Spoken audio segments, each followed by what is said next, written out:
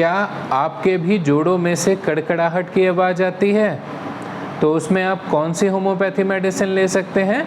Natrum mur 3x, और हफ्ते में एक बार विटामिन D3 भी लें।